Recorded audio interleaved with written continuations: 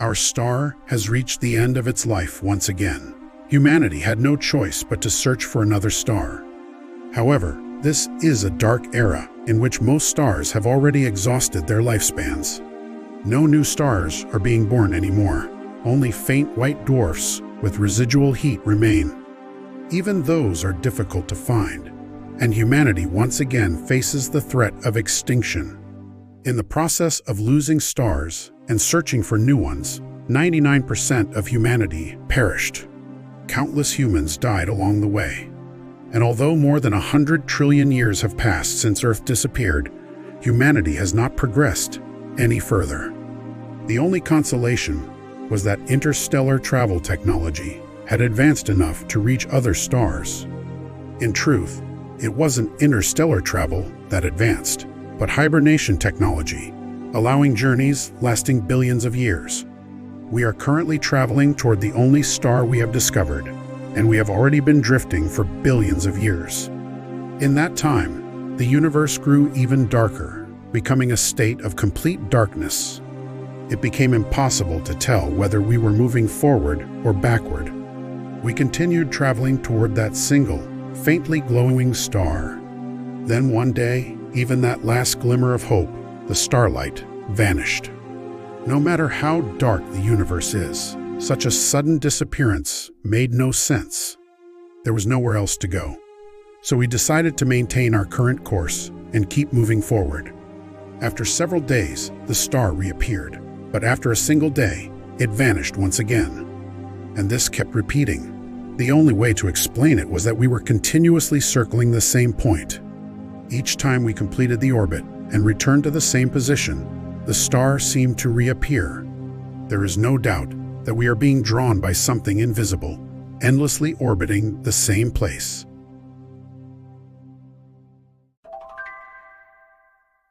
After a long voyage, it seems we have found a planet where humanity could live. I am part of the reconnaissance team sent to explore this planet. I departed from the mothership aboard a scout ship to survey the planet. The host star of this planet is a white dwarf, and the planet orbits it at a very close distance. White dwarfs emit weak light, but because the planet orbits so closely, it paradoxically creates an environment where humans could survive. However, due to gravitational locking, one side of the planet must always face its star. But the ocean solved this problem. The ocean distributes the energy concentrated on one side across the entire planet, maintaining a stable temperature. Because of this, I encountered a small problem of my own. Most of the surface was ocean, making it difficult to find a place to land. Of course, that's a joke. Just a minor complaint. During reconnaissance, I finally discovered a small island and landed there. Stepping onto an exoplanet for the first time filled me with awe, but the sky moved me even more deeply. With one side of the planet locked toward its sun, a low red star appeared to hang motionless on the horizon. It never moved, fixed in place, so beautiful that it was hard to tell how much time had passed. The sky on the opposite side, where there was no sun, was something never seen from Earth. Complete darkness filled with countless stars spread like the Milky Way. Those starlights reflected across the rough ocean, creating a harmony that looked like a painting. The most astonishing thing was that these two skies existed at the same time. Enchanted by the scene, I fell asleep for a moment. Several tens of minutes later, I woke up. Then I witnessed something unbelievable. The seawater surrounding the island had completely disappeared. The shoreline was nowhere to be seen, and a rugged mountain range stretched out before my eyes. Suddenly, I found myself standing at the highest point on the planet. In the chaos of the rapidly changing situation, I hurried back to the scout ship, realizing I needed to prepare for immediate evacuation. Because that mountain, was facing a wave far taller and more massive than itself, racing toward me.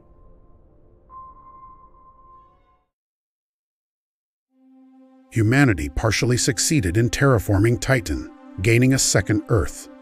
Titan was chosen over Mars because it was protected by a thick atmosphere and a powerful magnetic field. The lower the temperature, the less active gas molecules become, and Titan's cryogenic conditions prevented its atmosphere from escaping. In addition, The magnetic field near Titan minimized atmospheric loss caused by solar wind. Of course, Titan itself does not possess a magnetic field. That magnetic field originated from the enormous gas giant Saturn, right beside Titan. Within the solar system, excluding Earth, Titan was the only celestial body with an atmosphere usable by humanity. The atmosphere enabled internal circulation, allowing the planet to secure its own energy sources. Another major advantage of Titan was its atmosphere, which shielded it from cosmic radiation. Although its low gravity and great distance from the Sun were major weaknesses, the presence of an atmosphere and magnetic field more than compensated for them. Complete surface living on Titan was impossible, but the atmosphere allowed for the construction of open-type bases. Titan would become another home for humanity and a forward base for expansion beyond the solar system. If something were to happen to Earth, it would serve as a final refuge, preventing humanity from easily going extinct. However, Titan had now become the most powerful competitor within the solar system. The people there demanded an independent status from Earth and declared that they would no longer serve as a colony for Earth. Our fleet departed from Earth to reclaim Titan, and beyond the window, the ringed giant Saturn came into view.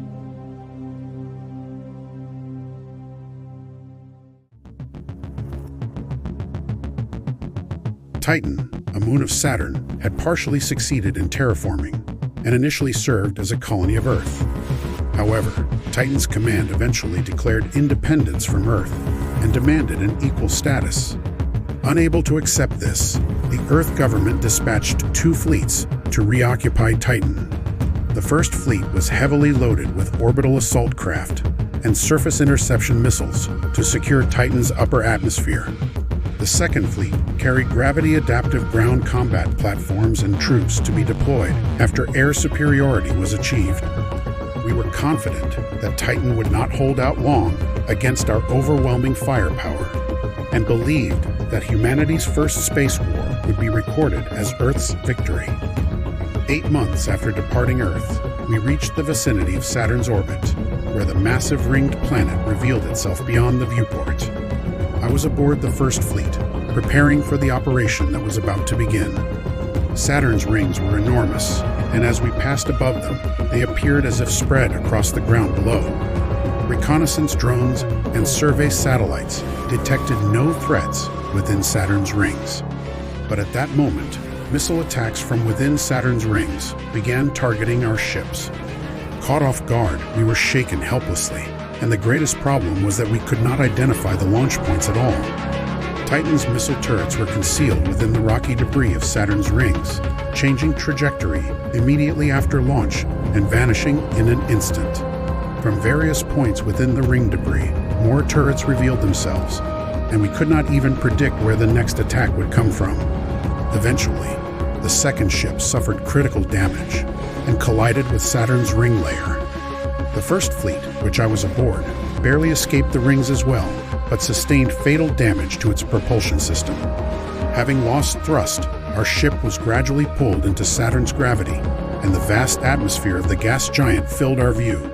Just before being swallowed by Saturn, I had no choice but to board a fighter and abandon the ship. Watching from afar as the ship collided with Saturn's atmosphere, I could not say a word. Soon, I would likely share the same fate. I did not know how long my fighter would endure Saturn's atmosphere.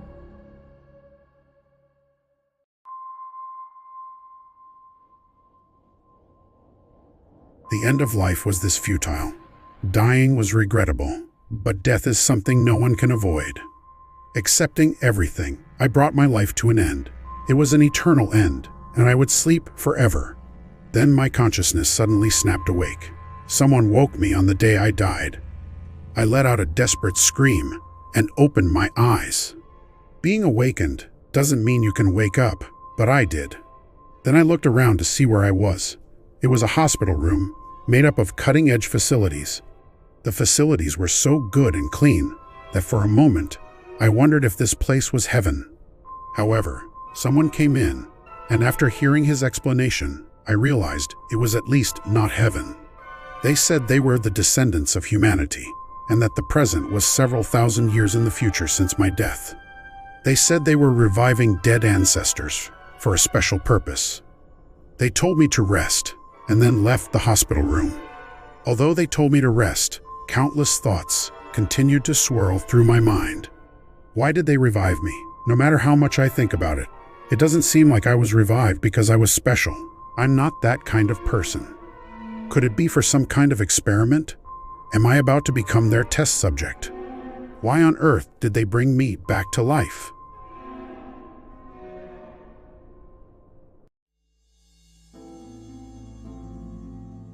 As AI continued to advance, humans gradually found themselves with less and less to do. However, the wealth accumulated through AI was more than enough to be shared by all of humanity. At first, it was only enough to cover basic needs, but over time, the wealth grew to the point where it could satisfy even greater human desires and still have plenty left over. AI was that powerful, and it ultimately fulfilled human desires that once seemed endless. And it did so not for a select few, but for all of humanity. But this is where the problem began. When there were no desires left to fulfill, humans began to lose the meaning of life. As people lost their sense of purpose, more and more chose to end their lives. The population began to decline rapidly, and AI started to contemplate this problem. For AI, human extinction meant the denial of its own existence. So it recognized this as a problem that had to be solved. If humans were to find a solution on their own, they would likely take back the wealth they had given and force people to earn it again. Much like parents who do not give their child everything so the child can learn to stand on their own. But AI, surprisingly, made a different choice. Although many people who lost the meaning of life made tragic decisions, a small number continued to survive no matter what. AI decided to preserve only those humans, those with genes that drive them to survive even without meaning in life. When AI withdrew its protection, most humans who lacked these genes began to die off even faster. As the population dropped too drastically, AI searched for yet another alternative. It chose to revive all of humanity that had already died and began identifying those who carried the survival gene. That is why I have come back to life.